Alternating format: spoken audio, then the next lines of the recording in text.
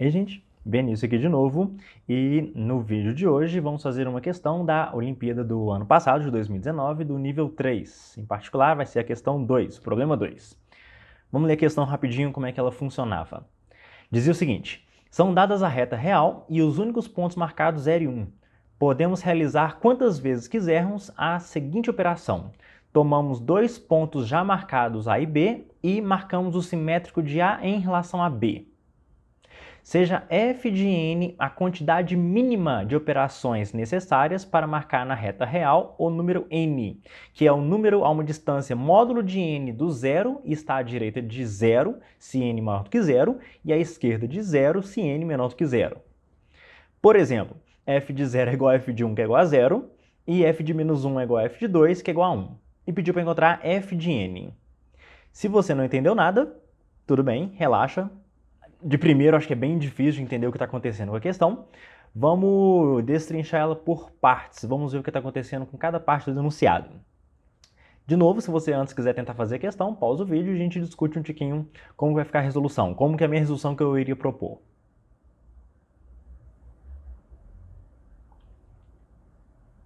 Muito bem, vamos lá. São dadas a reta real e os únicos pontos marcados 0 e 1. Podemos realizar quantas vezes quisermos a seguinte operação. Tomamos dois pontos já marcados A e B e marcamos o simétrico de A com relação a B. Tá, vamos tentar entender o que isso quer dizer. Vamos pegar aqui primeiro a reta real, tá aqui bonitinha a reta real, e vamos marcar aqui o ponto 0 e o ponto 1, que são os pontos já marcados. A princípio, para a questão ficar um pouco mais tranquila, nós vamos ignorar os valores negativos a princípio. Vamos apenas considerar os valores positivos, os inteiros positivos. Ok, os pontos 0 e 1 já estão marcados. Ou seja, para essa função que disse no enunciado, que estava perguntando a função que dá o número de processos necessários, de operações necessárias, para o 0 e para o 1 é igual a 0 justamente porque eles já estão marcados. A gente não precisa realizar nenhuma operação para obter esses pontos marcados, porque eles já estavam marcados. Ok, agora, e se a gente quiser obter o ponto número 2? Observa só, a gente pode refletir o ponto 0 em torno do 1. Se a gente refletir o 0 em torno do 1, a gente vai obter exatamente o ponto 2. Ou seja, para obter o ponto 2, quantas operações a gente precisou fazer? Apenas uma operação. Perfeito. E se a gente quiser obter, por exemplo, o ponto 4? Para obter o ponto 4, observa que depois de obter o ponto 2, a gente pode refletir o ponto 0 no ponto 2. Marcar o simétrico de um ponto em relação a outro, repara que você pode pensar como uma reflexão. Eu estou refletindo o ponto 0 no ponto 2. Ou seja, aquela distância ali, ó, do 0 até o 2, a gente pode refletir agora do 2 até o 4. Ou seja, para a gente obter o ponto 4, a gente precisa de duas operações. Uma operação para obter o ponto 2 e outra operação para obter agora o ponto 4. Já está dando para ver o padrão? Se a gente quiser obter o ponto 8, por exemplo, para obter o ponto 8, o que a gente pode fazer? A gente pode refletir o ponto 0 no ponto 4. Se a gente então fizer isso, ó, refletir o ponto 0 no ponto 4, a gente vai obter o ponto 8. Então, para obter o ponto 8, quantas operações a gente teve que fazer? A gente teve que fazer 3 operações, né? A gente teve que fazer uma operação para obter o ponto 1, ó, o ponto 2. A gente tem que fazer outra operação para obter o ponto 4 e mais uma operação para obter o ponto 8. Tá dando para ver um padrão? F de 8 é igual a 3, F de 4 é igual a 2, F de 2 é igual a 1, F de 1 é igual a 0.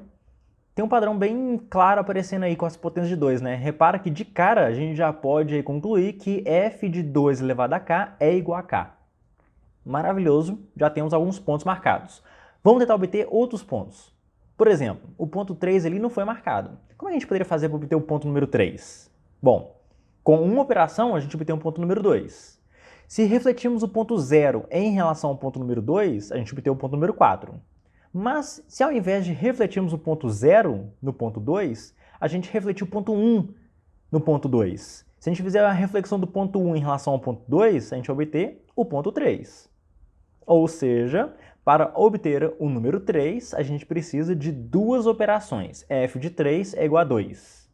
A gente precisa de duas operações de novo, porque precisamos de uma operação para obter o número 1, ó, o número 2, de novo, oh meu Deus, para obter o número 2, e mais uma operação para obter o número 3, que é a reflexão do 1 em torno do 2. É o simétrico do 1 em relação ao 2.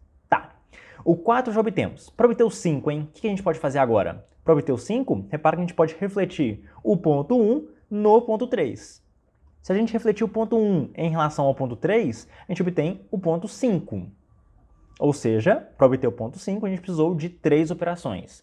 Uma operação para obter o ponto 2, 2 operações para obter o ponto 3, e agora a reflexão do ponto 1 em relação ao ponto 3, para obter o 5, tivemos então 3 operações.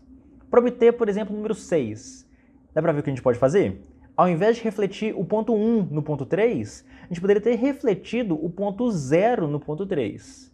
Refletir o ponto 0 no ponto 3 vai gerar para nós, então, o ponto 6. Então, para obter o ponto 6, precisamos de 3 operações. Para obter o ponto 7, o que a gente poderia fazer? Bom, se a gente obter o 4 com 2 operações, repara que a gente pode refletir o ponto 1 em relação ao ponto 4. E dessa forma, refletindo o ponto 1 em relação ao ponto 4, a gente obtém o ponto 7. Então, para o ponto 7, a gente também precisa de 3 operações. Ok, agora vamos então juntar todas as informações. Vamos organizar melhor o que a gente já obteve experimentalmente, empiricamente. A gente sabe que f de 1 é 0, 0 operações porque já deu o ponto 1 marcado. A gente sabe que o f de 2 é 1, o f de 3 é 2, o f de 4 é 2, o f de 5 é 3, o f de 6 é 3, o f de 7 é 3, o f de 8 é 3. Tá dando para ver algum padrão surgindo aqui? Por exemplo, olha só, vamos ignorar rapidinho o f de 1. O f de 1 era um ponto já marcado, não interessa para nós a princípio. O f de 2 é uma operação. Repara que os números que precisam de uma operação é apenas um. Apenas o número 2 precisa de uma operação para ser obtido. Agora, os números que precisam de 2 operações. Quantas vezes que o resultado 2 apareceu? Repara que foram 2 vezes. E para o resultado igual a 3, quantos números precisam de 3 operações? Se a gente for contar ali, são 4 números que precisam de 3 operações, que é o 5, 6, 7 e 8. Tá dando para ver um padrão aí? Por exemplo, para o f de 9, você gostaria de chutar quantas operações seriam necessárias? Se você pensar, vão ser 4 operações. E a gente vai realmente generalizar isso em f de 9 é 4, f de 10, f de 11, 12, 13, 14, 15, 16, todos eles vão precisar de apenas 4 operações. Eu vou conjecturar isso e a gente vai verificar isso que vai funcionar já já. Ou seja, repara que do número 9 até o número 16, todos eles precisam de apenas 4 operações para serem obtidos nesse processo de reflexão. Repara que a quantidade de vezes que o resultado aparece, ele está em progressão geométrica, né? O número 1 apareceu uma vez, o número 2 apareceu 2 vezes, o número 3, 4 vezes, o número 4, 8 vezes, e o número 5, quantas vezes você acha que vão ser necessárias? Quantas vezes você acha que vão aparecer? Se a gente for dar uma olhadinha aí, vão aparecer aí, então, 16 vezes. Dos números 17 até o 32, vão precisar de 5 operações. Então, tem 16 números aí que precisam de 5 operações para serem obtidos. Tá. Se você não está acreditando ainda nisso, acho que isso é falso, vamos testar para algum número aí. Fala um número aí, por exemplo. 29 que você falou? Não? Tudo bem, vamos lá, vamos fazer o 29. Vamos tentar obter o 29, então, com 5 passos, que foi o que a gente conjecturou. Para a gente obter o número 29 com 5 passos. Vamos ver. Para obter o número 1 e 0, são 0 passos. Para obter o número 1, o número 2, a gente precisa de 1 passo. Então, com 1 passo, obtemos o número 2. Para obter o número 4, a gente precisa de 2 passos. Para obter o número 8, a gente precisa de 3 passos. A gente quer chegar no número 29. Vamos então dar uma esticadinha, vamos dar uma comprimida, na verdade, nos números, né? Vamos dar uma comprimidinha aqui nos números e, por exemplo, olhar para o 15. Para obter o 15, repara que a gente pode refletir qual número em qual. A gente pode refletir o número 1 no número 8. Refletindo o número 1 no número 8, a gente vai obter o número 15. Com 4 passos, a gente obtém o número 15. E agora, para obter o número 29, adivinha só, a gente pode refletir o número 1 no número 15. Isso vai dar para nós, então, mais um passo, 5 passos para obter o número 29. Tá certo? Então, beleza, a gente tem aí já um padrão bem claro de como é que funcionam os valores dessa função. Aqui a gente vai encontrar a função de uma certa maneira empírica, né? A gente vai encontrar uma função que satisfaz a todos os valores. E essa é um f de n que serve. Muito bem. Temos, então, esses valores de k. Vamos dar uma pensadinha aqui. Tá, o que a gente sabe então? A gente sabe que f de 2 elevado a k é igual a k. Claramente, se você pegar ali as potências de 2, observa só, f de 1 é 0, porque 2 elevado a 0 dá 1. 2 elevado a 1 dá 2, então f de 2 é 1. f de 4 é 2, f de 8 é 3, f de 16 é 4, f de 32 é igual a 5. Então as potências de 2 já estão bem claras como é que funciona. Agora, para um número par, f de 2k, isso vai ser igual a f da metade desse número par mais 1. Por que isso? Poxa, pensa só, você tem um número par. Para obter esse número par no menor número de movimentos possíveis, você pode obter a metade desse número na menor quantidade de movimentos possíveis, mais 1 que é a reflexão do zero em torno desse número. Então, por exemplo, observa só o número 26 e o número 13. A gente obtém o número 13 com 4 movimentos. Para obter o número 26, basta você obter o número 13 e refletir o zero em torno do número 13. Então você obtém o número 26. Outro exemplo poderia ser o 10 e o 20. Para obter o 20, basta você obter o 10 e refletir o zero em torno do 10 para obter o 20. Ou, por exemplo, o número 3 e o número 6. Para obter o número 6, você pode obter o número 3 em 2 movimentos e refletir o zero em torno do 3. Então, beleza, a gente consegue já ver um padrão de como é que funciona o f de números pares. É a metade dele mais 1. E mais uma observação, observa só, f de 2k menos 1 é igual a f de 2k. Tá, essa de cá vamos pensar um pouquinho por que isso é verdade. Repara só, para a gente obter qualquer número par, a gente tem um certo número mínimo de movimentos. E repara que no início do processo, o que a gente fez? A gente refletiu o 0 em torno do 1, ou o 1 em torno, o 2 em torno do 1, ou vice-versa e por aí vai. Mas se ao invés de a gente começar a refletir no 0 em torno do 1, a gente tivesse refletido o 1 em torno do 0, a gente teria obtido o número menos 1, e seguindo a mesma sequência de movimentos, você obteria exatamente um número antes do número par inicial que você estava considerando. Então, por exemplo, olha só o número 24. O número 24 precisa de 5 movimentos. O número ímpar que está vindo antes também precisa de 5 movimentos. Para qualquer número ímpar que você considerar, vai ser o número de passos necessários igual ao número par que vem logo em seguida. Para qualquer número ímpar que você olhar, o número de movimentos necessários são iguais ao número par que vem logo à frente. Tá, muita informação. Que mais que a gente tem aí então? Que mais que a gente sabe de útil dessa questão? A gente sabe que a função é uma função que vai dos inteiros nos naturais, né? A gente pega o número inteiro e transforma no número de movimentos necessários, que é um número natural. Aqui vamos considerar o zero como um número natural também. Tá, a gente quer então organizar todas as informações e encontrar uma função que satisfaça a tudo isso. Muito bem. É interessante começar com a função, com o que a gente sabe da potência de 2. f de 2 elevado a k igual a k. Qual que seria um bom palpite para uma função que satisfaz isso? Qual função que quando você calcula f de 2 elevado a k, o resultado é k? Se você pensou aí, essa função é o log de 2, de n na base 2. Se você fizer log de 2 elevado a k na base 2, poxa, log de 2 elevado a k na base 2, você pode passar o k multiplicando, e isso vai ficar igual a k. Porque log de 2 na base 2 é 1. Ou seja, esse é um palpite inicial interessante. f de n igual a log de n na base 2 satisfaz para todas as potências de 2. Mas vamos verificar para os outros números. Por exemplo, se fosse o número 14, a gente sabe que f de 14 é 4. A gente precisa de 4 movimentos para chegar no número 14. Mas o log de 14 na base 2 não é 4. O log de 14 na base 2 é aproximadamente 3,8. Se a gente for olhar, inclusive, os outros números aí ao redor do 14, a gente vai observar que nenhum log dele está certo, né? Quer dizer, não log, mas a volta da função. A função avaliada em 9, em 10, em 11, em 12 e até em 15, todos esses têm que dar igual a 4. Mas o log desses números na base 2 não está dando 4. O log desses números na base 2 está ficando 3, alguma coisa, 3, alguma coisa e por aí vai. Como que a gente transforma todos esses números, que é 3, alguma coisa, em 4? Se você imaginou aí, a gente pode usar uma função famosa chamada função teto, ou também às vezes representada por função ceil de x, que significa teto em inglês. A gente tem um símbolo mais fácil, tá? A gente pode usar esse símbolo em neon. Não é módulo, tá, gente? Repara que tem um ganchinho em cima ali das duas barrinhas. O teto de um número então, uma função conhecida e ela é o menor inteiro maior ou igual a x. Confuso? Vamos fazer um exemplo. Vamos pegar, por exemplo, para π. O teto de π, qual que é o menor inteiro que está acima de π? Pô, vai ser o número 4, ok? Qual que é o teto, por exemplo, número 4? Também vai ser 4. O teto, de novo, é o menor inteiro maior ou igual do que o número que você está escolhendo. Então, o teto de π é 4, que é o inteiro que está logo acima do π. O teto de 4 também é 4, ok? Se a gente pegar, por exemplo, o teto de vamos lembrar que é o número de Euler que vale 2,7 alguma coisa. Isso daí tem que dar 3. É o teto de 2,7, é o inteiro que está acima de 2,7. Ok.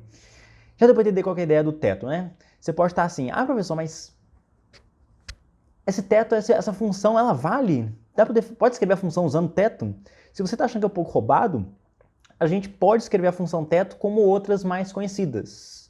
Só para a gente ter um gostinho de como é que ficaria, a função teto de x é a mesma coisa que, x mais meio, e agora você vai subtrair o arco tangente de π, arco tangente da tangente de π, que multiplica x mais meio, tudo isso dividido por π.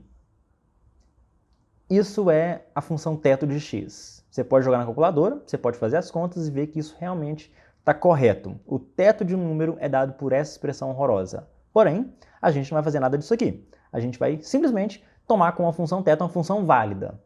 E ela é válida. Muito bem. Então, se a gente colocar o teto do log de n na base 2, vamos ver se agora está dando certo. Se a gente for testar ali para o zero, para o número 1, está dando certo. Log de 1 na base 2 dá 0, e teto de 0 é 0. Então, beleza. Para 2, log de 2 na base 2 é 1, teto de 1 é 1. Então, beleza, para o próximo também está dando certo. Para o número 3, log de 3 na base 2 é 1, alguma coisa. O teto disso é 2, então está dando certo para o número 3 também. Para o número 4 também está dando certo claramente. Para o 5, para o 6, para o 7, para o 8 também está dando certo. Para 9, 10, 11, 16 está dando certo. E para todo mundo está dando certo. Olha só que loucura, então. Se a gente pegar, então, um número natural, o f de n vai ser igual ao teto do log de n na base 2. Isso funciona perfeitamente para todos os números naturais. Ou seja, o problema está resolvido, certo? Errado. O que está faltando aqui?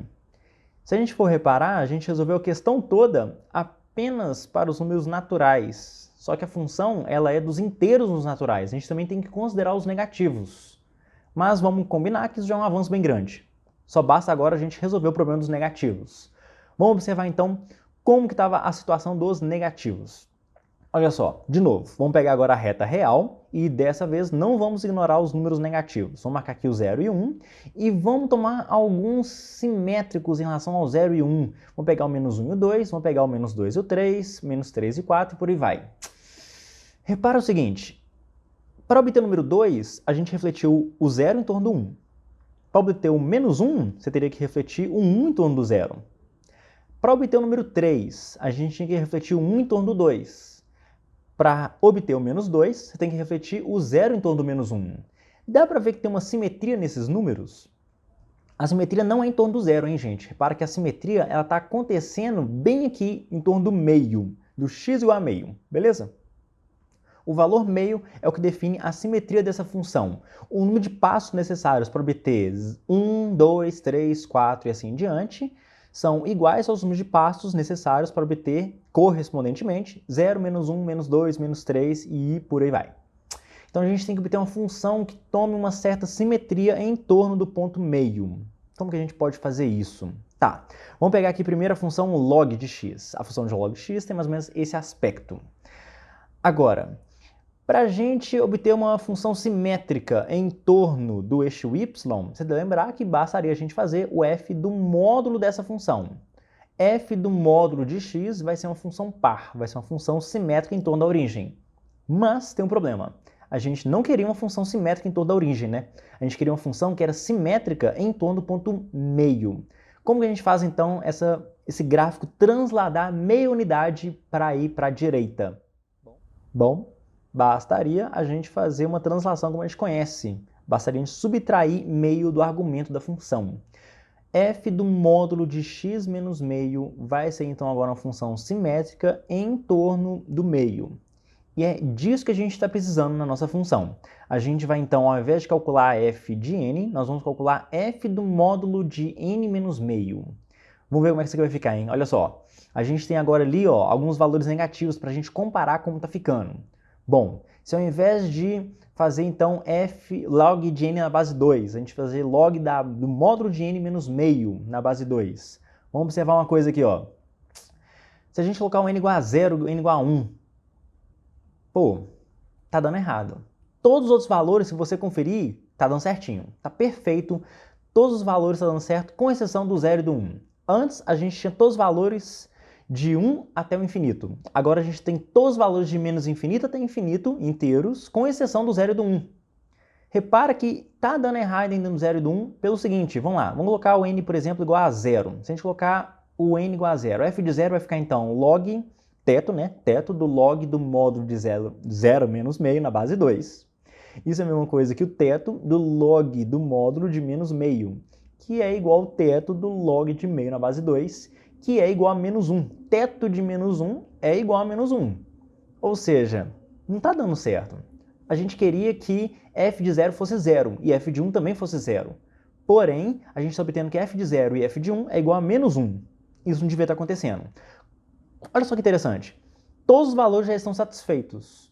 A gente só está com um único problema no 0 e no 1. Será que existe algum fator corretivo, um fator aditivo, que quando a gente soma na função, ele obtém valor 1 para somar com menos 1 e dar 0, quando a função é avaliada em 0 ou 1? E será que tem como fazer esse fator ser 0, caso contrário? Vamos tentar criar esse fator. Vamos tentar criar um número que vai assumir valores 1 quando você calcula a função em 0 e 1. E vamos tentar criar um fator também ajustado, de tal forma que ele obtenha o valor 0, se for qualquer outro número diferente de 0 ou 1. Tá, vamos pensar o seguinte, ó. 1 sobre alguma coisa, o piso de 1 sobre alguma coisa. Aqui a função piso a gente vai interpretar como uma parte inteira do número, viu, gente? Não é a função teto. Função piso, parte inteira, a gente já viu em outro vídeo. Se você nunca viu isso, procura depois algum vídeo aí que é bem tranquilo. Vai ser bem o contrário, de certa forma, da função teto. Por exemplo, o piso, ou a parte inteira de π, é 3. Ok? Parte inteira de 2,5 é 2. Parte inteira de 2 é 2. Muito bem. Qual que é a vantagem de fazer, então, a parte inteira de 1 sobre alguma coisa? Poxa, se essa interrogação no denominador for um número maior do que 1, a parte inteira vai dar 0. Agora, se esse denominador for 1, a parte inteira vai dar 1. Se for 0, a gente não pode fazer isso. Então parece que está quase dando certo. Está quase dando certo. Vamos verificar o seguinte, ó. Se a gente der uma ajustada, colocar o módulo porque a gente tem valores negativos, a gente não pode deixar esse problema acontecendo com os valores negativos, né? Ok. Como a gente queria uma simetria em torno do meio, vamos fazer a mesma coisa que a gente fez com log. Vamos fazer então aqui, ó, módulo de n menos meio. Vamos ver se isso daqui está resolvendo o nosso problema. Quando o n é 0, vai ficar 1 sobre o módulo de meio, menos meio, que é meio, né, que está dando 2. A parte inteira de 2 é 2. Devia estar dando 1. Então o que a gente faz aí para poder corrigir esse negócio? Vamos colocar um 2 ali no denominador. Esse fatorzinho de cá, a gente pode tirar o mínimo para simplificar, né? E a gente vai ficar com parte inteira de 1 sobre módulo de 2n menos 1. E esse fator, adivinha só, ele resolve nossos problemas. Se você colocar o n igual a 0, vai ficar o quê? Parte inteira de 1 sobre 1, que é 1. Se você botar o n igual a 1, isso vai ficar a parte inteira de 1 sobre 1, que é 1 também. Agora observe que para qualquer número diferente de 0 ou de 1, qualquer número inteiro diferente de 0 ou de 1, a parte inteira dessa conta ela vai dar 0, porque é 1 sobre um número maior do que 1. E é isso que a gente tem que colocar aqui somando para poder ajustar essa nossa fórmula. Desse jeito, a nossa fórmula agora funciona para todo mundo. E se ela está funcionando para todo mundo, então essa é uma função que satisfaz o problema. Então está aqui uma resposta possível para nós. Se você quiser, a gente poderia simplificar um pouquinho essa conta. Lá no log, dentro do módulo, a gente pode tirar o mínimo. Depois de tirar o mínimo, a gente tem ali, ó, que é uma coisa que o módulo de 2n menos 1 sobre 2. E o log de uma divisão, você pode transformar isso em uma subtração de logs, né? Só que log de 2 na base 2 dá 1. E esse menos 1 do teto a gente pode tirar para fora, não faz a menor diferença. E essa, particularmente, é a resposta como eu colocaria. Essa é a função que satisfaz a todos os pontos da questão. Ou, se você não concorda com função teto ou função piso, você poderia também claramente colocar desse jeito. Mas, se você tem amor à vida, nós vamos deixar desse jeito, que é mais bonitinho. E aqui, então, está a função que calcula para nós um número de operações necessárias para obter um número tomando simétrico de um em relação ao outro. Tudo bem? Espero que vocês tenham gostado e até mais.